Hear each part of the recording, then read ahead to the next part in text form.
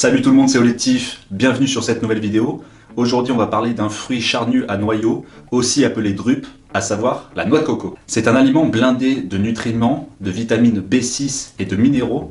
Et il faut savoir que dans des pays tropicaux tels que la Thaïlande, il est très bon marché. Pour même pas 1 balle, tu peux acheter une noix de coco. Alors dans l'idée, la plupart du temps, on va retrouver deux types de noix de coco. On a celles qui ont une apparence marron, ce sont celles qui sont arrivées à maturité. Elles peuvent avoir une légère note salée, par contre elles sont un peu plus difficiles à mâcher et à digérer.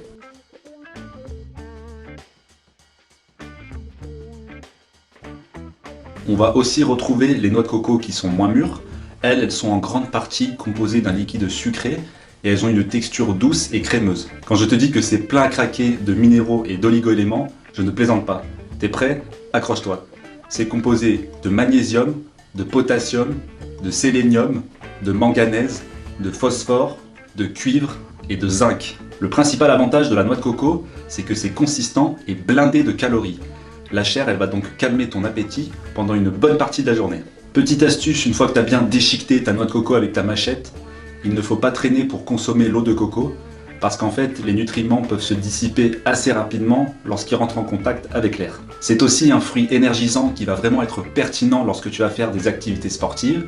Il va pouvoir remplacer tout type de boissons excitantes et te maintenir en forme. D'ailleurs, en parlant de sport, petit conseil après ton exercice, prends un grand verre d'eau de coco.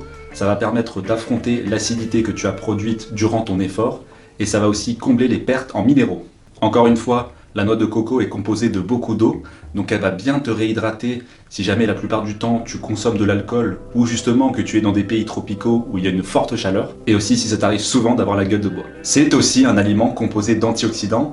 D'ailleurs, j'en ai fait une vidéo avant-hier à ce sujet, je t'invite à aller la voir si tu ne l'as pas déjà vue. Globalement, il est donc excellent pour la santé.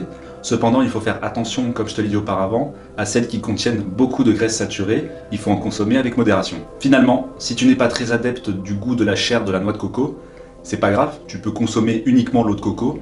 Ça fait quand même la plupart du temps l'unanimité.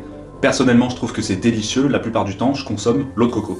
Je t'invite donc à faire l'exercice suivant, c'est de tester les deux variétés de noix de coco que je t'ai présentées tout à l'heure. Si tu n'es pas en voyage et que tu n'es pas dans des pays tropicaux, pas de panique. Tu peux trouver des noix de coco dans les supermarchés. Alors dans les grandes surfaces, la majorité du temps, tu vas retrouver celles qui ont une apparence marron avec des petits trous sur la surface. Si cette vidéo t'a plu et qu'elle t'a été utile, je t'invite à la liker et à t'abonner à la chaîne. On se retrouve prochainement dans une autre vidéo et surtout, garde la pêche!